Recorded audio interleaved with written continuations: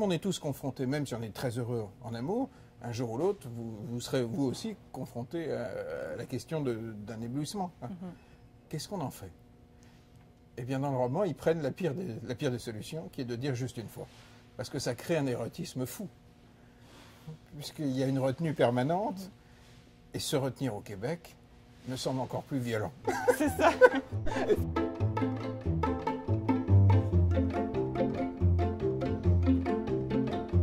Alexandre Jardin, bienvenue chez Renaud Bré. Dans un endroit extravagant.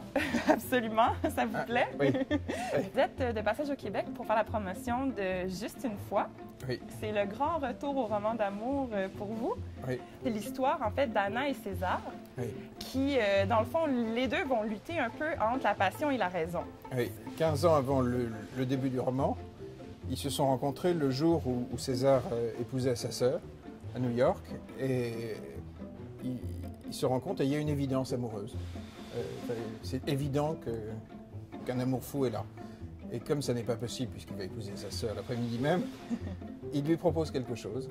Et, il lui dit, puisqu'on ne peut pas vivre ça, je voudrais que ça existe quand même, et que ça n'arrive qu'une seule fois, juste une fois, dans notre vie, entre maintenant et notre mort. Mais c'est toi qui choisiras la date. Et toute ma vie, je ferai comme si je n'avais rien proposé. Mais j'y penserai tous les jours. Et puis, 15 années plus tard, ils se retrouvent au Québec. Mais avec cette bombe à retardement entre eux, qui fait qu'ils ne peuvent pas s'approcher d'aussi près que nous deux, sans que l'un se demande si l'autre s'en souvient. Et ce qui m'intéressait dans ce roman, c'était le potentiel de passion des gens qui n'y croient plus. Des gens qui croient être en sécurité. Mais personne ne l'est. Et écrire sur l'amour fou, avec des dialogues en québécois, je trouve ça infiniment plus vivant. Et pour moi, c'est une langue qui n'est pas du tout un français ancien ou je ne sais quoi. C'est une langue qui est en création en ce moment. Et donc, j'ai d'ailleurs dû constamment me poser la question de l'orthographe. Oui. Elle n'est pas stabilisée ici. Je suis.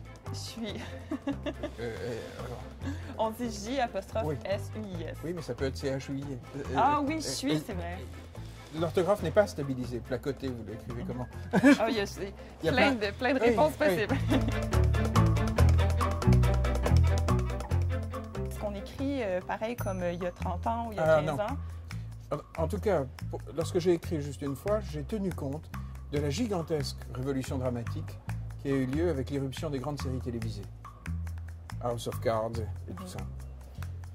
Ce sont des séries qui ont ramené dans l'esprit des gens un standard de narration extraordinairement élevé.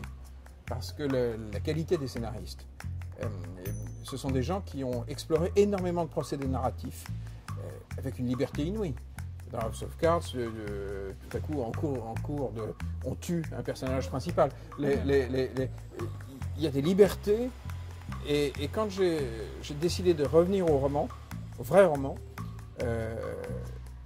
j'ai essayé d'intégrer tout ça. Juste une fois, de tous mes romans, de très très loin, le roman le plus construit, avec des enjeux dramatiques les plus forts, avec les retournements les plus inattendus. J'ai pu écrire des livres très graves, mais à un moment, on ne va pas tourner autour du pot. On est quand même né pour l'amour fou. Ce sont les moments dans notre vie où on renaît, où l'on se réinvente, où on se recrée. Pour moi, revenir au roman passionnel, c'est revenir à l'écriture, une écriture qui est obsédée par la question de la vitalité. Comment fait-on pour rester des êtres vivants? Mais réellement vivants, pas somnolents, pour que la vie ait lieu, quoi.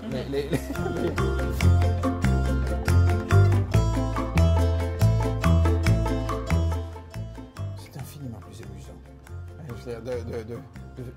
de fomenter son coup pendant une année de construction, en s'interdisant d'écrire, à déplacer les scènes, à modifier l'histoire des personnages, et à travailler considérablement les réactions des personnages secondaires. Et que l'idée de vivre avec prudence n'est pas possible. C'est un scandale. Il faut y aller. C'est pas bien. Ça sera ennuyeux. Oui. Parfait. Bonne chance. Ben oui, je vais suivre vos conseils. Je vais me laisse inspirer. Bonne soirée. Oui. Merci beaucoup pour l'entrevue. C'est un plaisir.